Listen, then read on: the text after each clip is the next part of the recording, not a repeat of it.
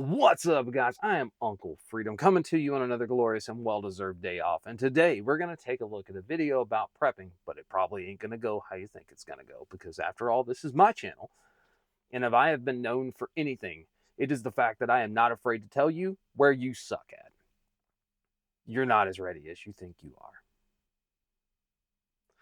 So guys, always, you want to help support the channel, link down below. That'll take you to all my social media accounts as well as email and most importantly, the affiliates of said channel.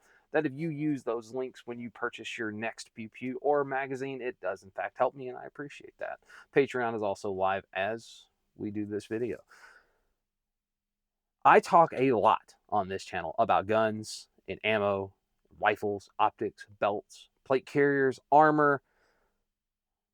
But let's look at the unsexy part of what is being prepared today. It's the prepping stuff that we don't like to talk about because let's be realistic, nobody gets super geeked out that they bought a different kind of food. First thing though on this list is water. We will die without water in 3 days or less. 3 is the standard accepted 72 hours without water you will perish. However, I will tell you, if you are in a 110-degree world, you don't have 3 days. Right? If you're in an incredibly arid environment, you don't have 3 days. It's just how it is. The amounts that commonly we get told when it comes to storing water of any kind for preparedness as it sits is a minimum of 2 gallons per person per day. But the recommended amount is 3 gallons per person per day. But let's be honest, 3 gallons isn't actually enough. Just staying hydrated in an arid environment, whether that be cold or that be hot, it is not uncommon at all to drink 1 gallon to 2 gallons of water just a day to stay moderately well hydrated. That's how it is. And then if we add in things like cooking or hygiene or cleaning a wound or something like that, our amount that we should be holding can easily double and even triple in amount. So now your recommended 3 gallons per day per person can look a lot more like 9 gallons per day per person. That's insane. That's a lot of water. And the problem when we talk about water is the other side of this is not only the arid environment, you are also going to be working harder than you've ever have under more stress for longer.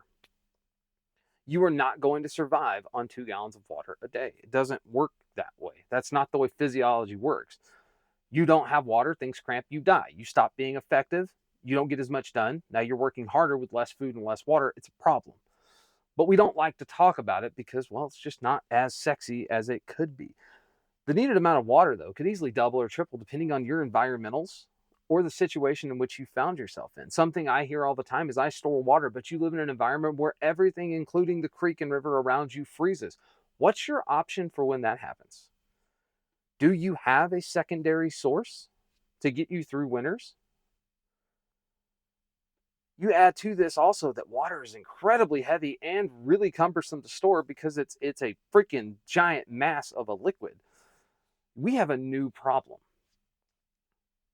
It's also imperative, though, when we look at water, because you can't just store enough water to get you through, let's say, a 6-month without rule of law situation. You are not going to store enough water on hand without needing a pump or something else to help your family of, we'll say, 3 for a 6-month period. It's not going to happen. It not only is it imperative, though, that we store this water away, we have to have several abilities and several methods to make water potable. Boiling chemical solutions like iodine or bleach or potassium permanganate, filtering systems that we could have at home. You should not only have that option at your house of like a big Berkey system, but you also need an option that you can put in a backpack in case you're on a scouting endeavor or you're forced to leave your home. Because you will die if you don't have water. Never mind the fact that if you're forced to leave your home and you're on foot, you are now hiking, which is going to suck up a whole lot more because now you're also exposed to elements. You have to have not only a water storage solution, but a backup way for you to obtain water, as well as multiple ways to make that water safe for you to drink so you don't die from drinking it. The next one we don't talk about, but we do a lot more frequently, is food. We all love to show people how we sealed up our rice and beans in our Mylar bags inside of 5-gallon food grade buckets. But real talk about food, Americans, as a generalization, are really fat and just lazy. And I'm sorry if that hurts your feelings. Look around you the next time you go to Walmart for the next culture experience you're going to achieve, and tell me how many overweight people you run across in Walmart.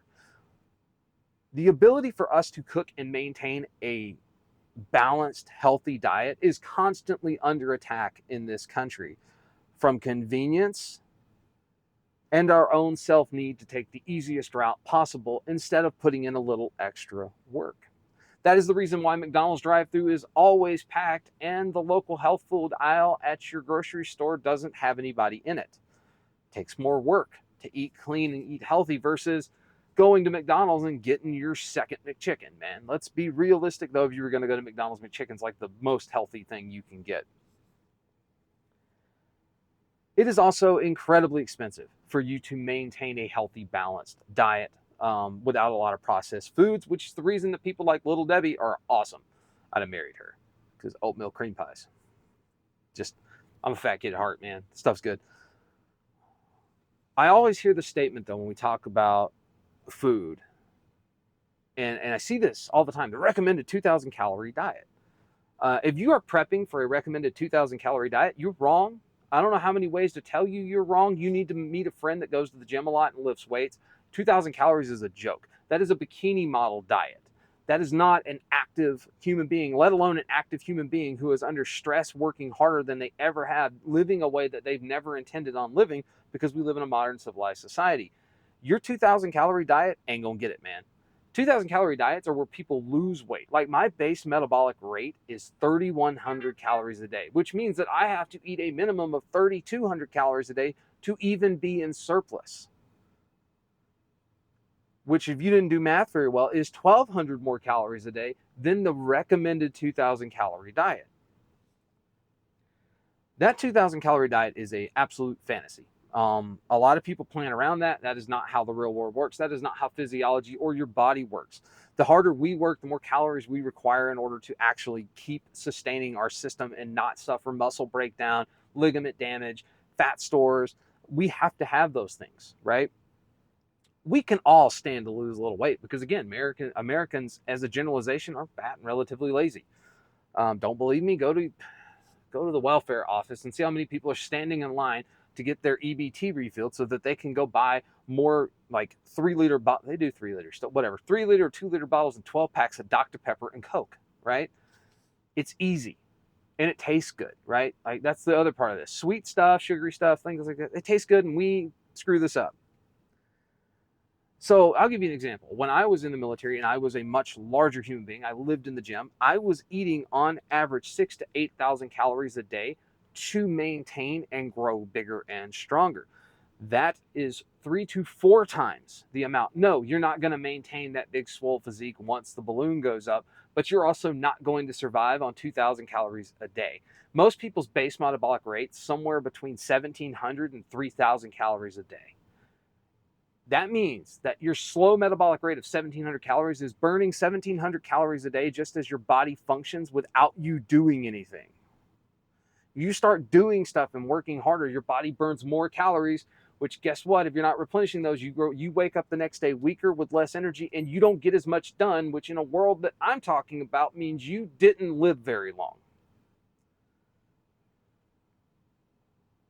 We have all stocked up on rice and beans. That is the prepper staple, man. Rice and beans, and that's a failure, right? Why is it a failure? Because you got to have diversity in your diet. It's not just because you're going to get sick of eating rice and beans, but because your body needs other things to process and function at a higher level, which is what we're asking it to do in a scenario in which this is important.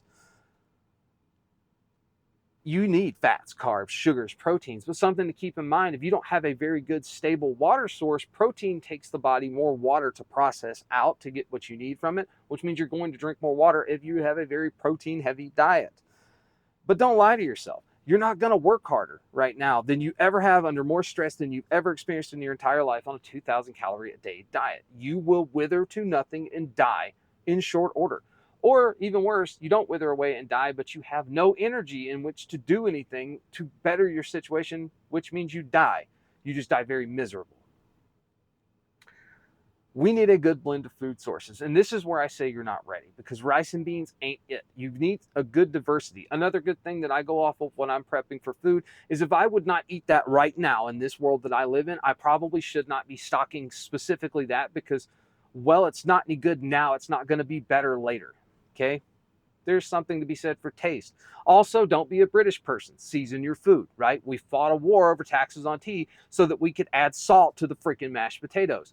For the love of God, have seasonings around you, because seasonings can take your really bland, terrible food that you have planned out for you because it was cheap and easy to stockpile. Seasoning can make that edible, right? Seasoning can also cover up the fact that your wife cannot, in fact, cook.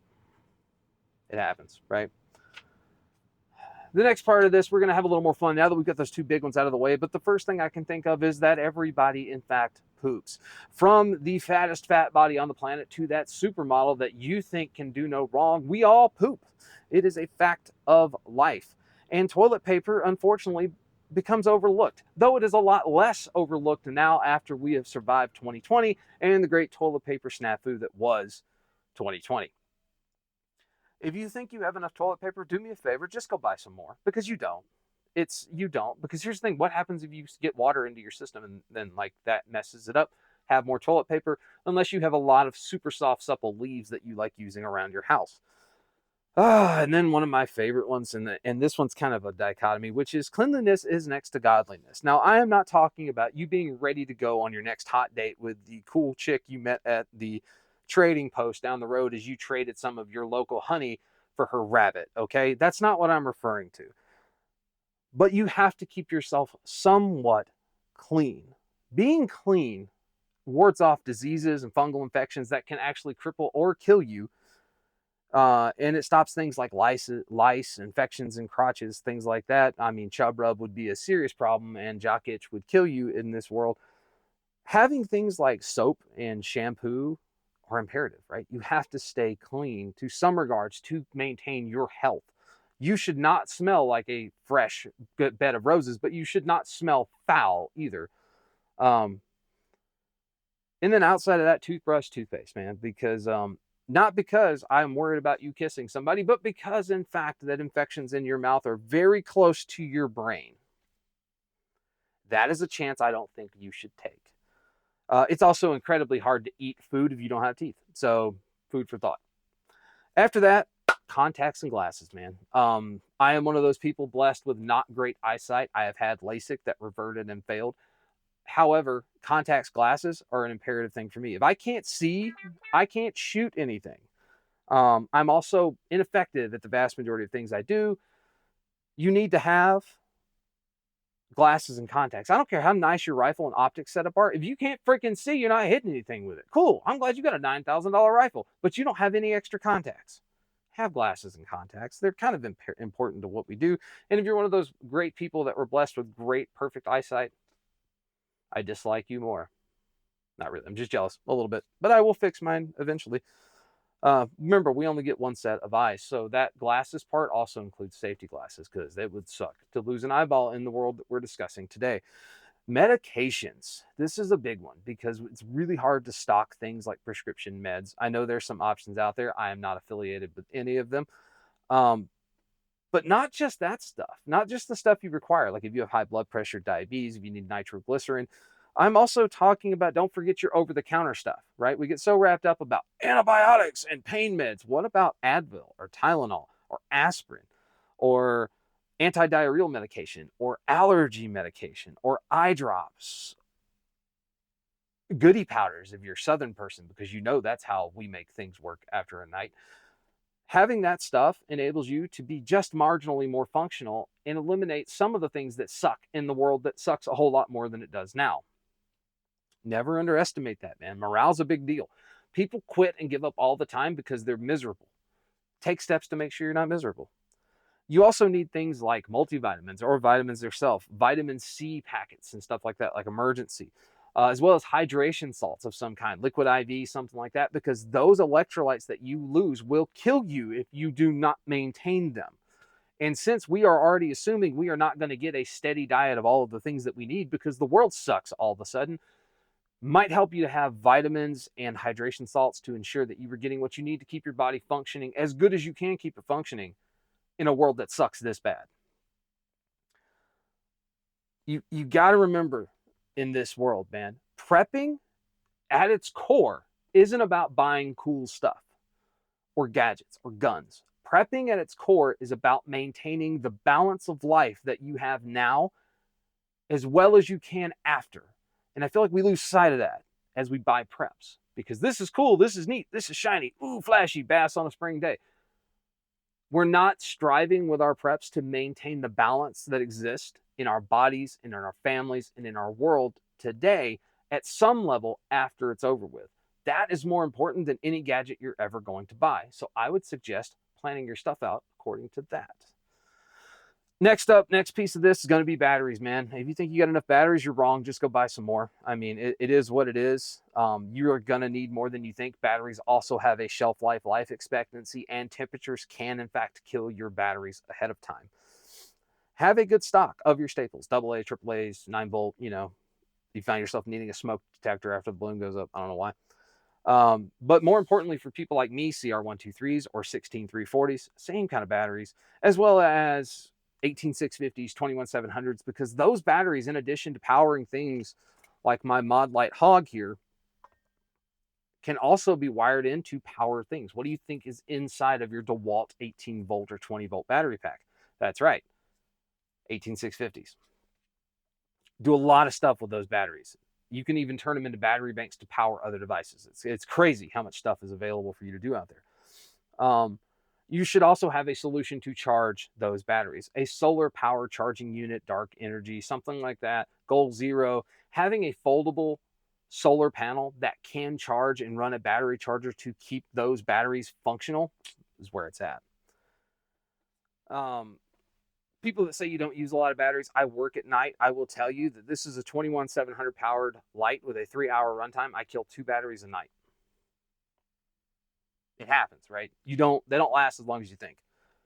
So the next one, man, firearms, right? You know, I had to bring up firearms at some point because they're important, but I'm not going to bring up the firearm itself because you should already have that stuff. And if you don't, go look at this video because there's some on there.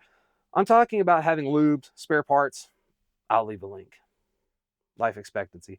But in addition, ammo, magazines, because without magazines, your stuff is a stick or a really ineffective hammer.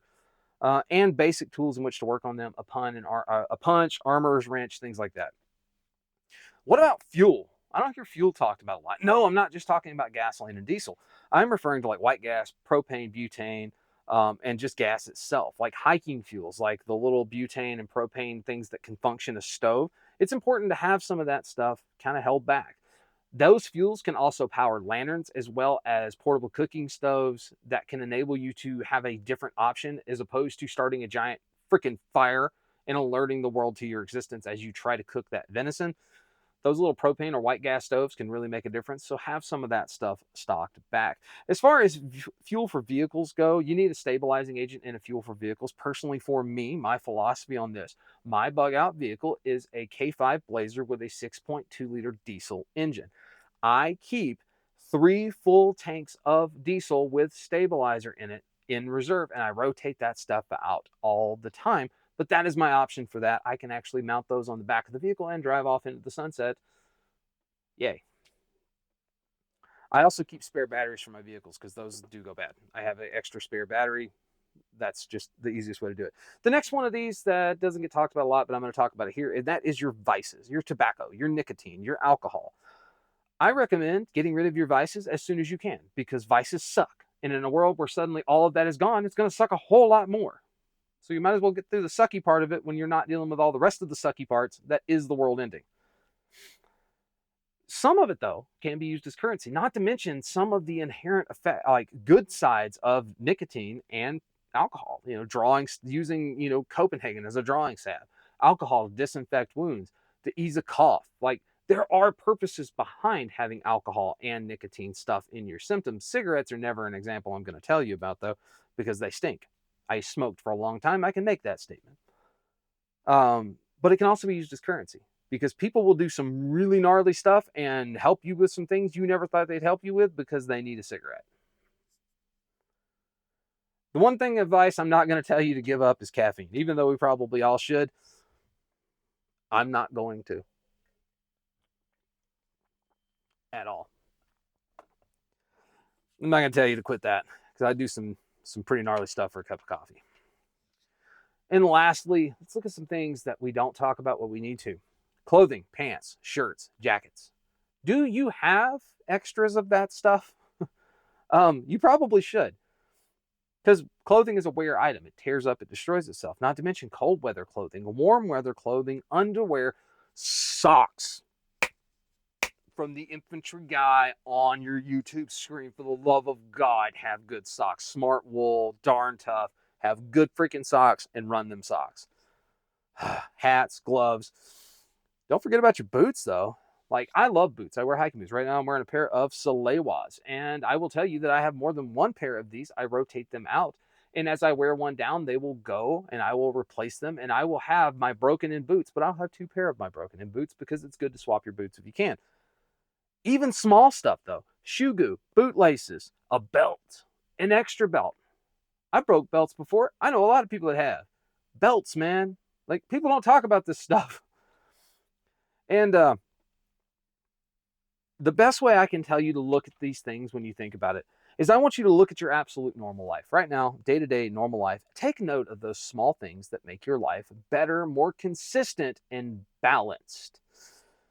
Things like having towels or ink pens or pencils or a journal, pen refills, lens cleaners, cat crap. You know, lens cleaners. This is the stuff I use to clean my lenses. Cat crap. Yay. Not a paid endorsement, YouTube. Look at what you use daily. And if that stuff was gone tomorrow,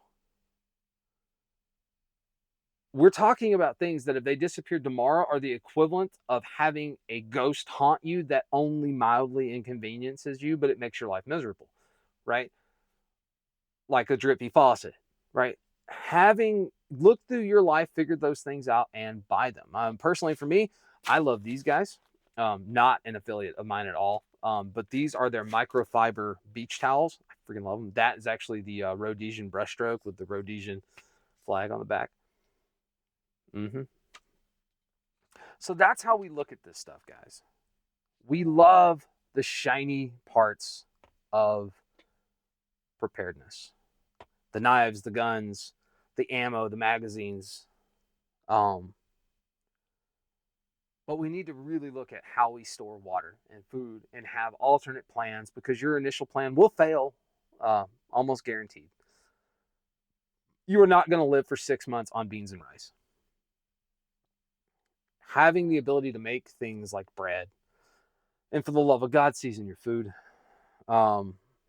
Socks, spare clothes, spare boots, boot laces, belts, towels, toilet paper, over-the-counter medicine. These are little things that don't trip our alarm bells as much as all the super cool stuff does. But because it doesn't trip our alarm bells and it's not as sexy as buying a new gun, we will tend to minimize it and be like, I'll get that next week. And then we don't, because next week, this is on sale. So now we have this. How do I know this? Because I do it all the time. Look at your life.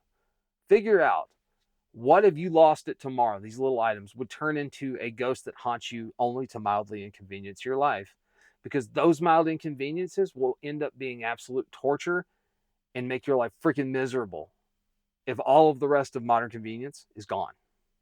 So guys, I am Uncle Freedom. Hopefully you found this informative. Thanks for hanging out with me today. As always, those links in the bottom do help me out. So take care of yourself. Take care of each other. Till next time, I'll see you later.